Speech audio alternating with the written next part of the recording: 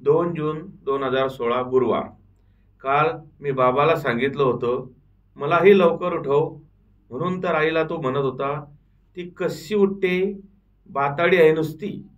मी अंथरुणात पडल्या पडल्या हे ऐकत होते.